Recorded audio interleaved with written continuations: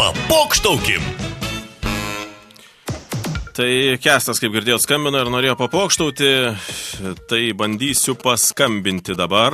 Dabar jūs mane skambinkit, aš dabar paskambinsiu. Jų galėsite man paskambinti truputėlį vėliau. O dabar skambinu Dianai ir iš elektros tinklų sakė prisistatyti, kad už elektrą nesumokėjo, žodžiu, antstolių jų padavė. Tai antstolis būsiu. Gerai.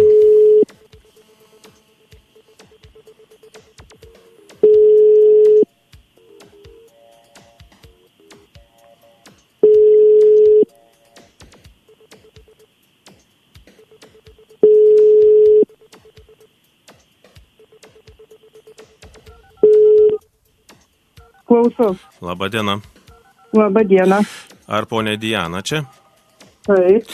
Iš antstolių tarnybos patrukdžiau jūs dėl elektros skolos. Gavau jūsų duomenis, kad nesumokėta už pusę metų. Tai mes jau žinokit, ieškom dabar jau tų žmonių, kas nesumoka. Ne, aš žinokit, turiu ir čekius, viską, aš moku kas mėnesį. O tai kodėl čia dabar man perdavė jūs? Numerį jūsų? Nežinau, žinokit, aš turiu viską, čekis, knygelę tą, kur moku, viskas, pas mane tvarkingai sumokėta.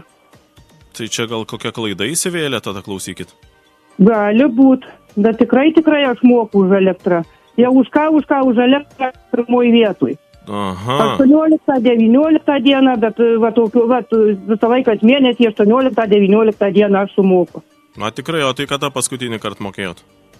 Tuoj pasakysiu, pas mane viskas yra. Gerai. Nes irgi mokėjau, tai tikrai kokia klaida bus. Nes už telefoną mokuosi ir visą laiką už elektrokę. Tuoj pasakysiu. Ignitis. Kad čia palaukit. Čia turėtų būti 2024 11 mėnesį 18 dieną. Va ir visi čekiai pas mane yra su...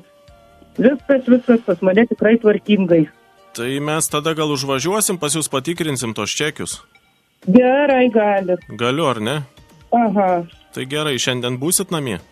Šiandien būsiu. Šitą dar vieną tokį svarbų dalyką noriu pasakyti dar. Paklausykit. Jūs klausotės Tavo balso. Radio stotis Tavo balsas. Truputėlį pokštaujam. Žinočiau, tokiais pokštais net vidurių sutraukti. Tai truputėlį čia galėsit, kaip sakoma, ar ne truputėlį, velnių nuduoti vienam tokiam žmogui, kuris gyvena Anglijoje ir sugalvojo papokštauti. Tas Bieliauskas, aš jam aušis nulupsiu. Tai dabar Bieliauskas, žinokit, sėdi su draugeliu, skambina į radiją ir juokiasi, aišku. Tai dabar galite jam kažką pasakyti, nes jau jie už pilvų turbūt susėjame dabar. Truputį. Tai tu grįši vis tiek į kaimą.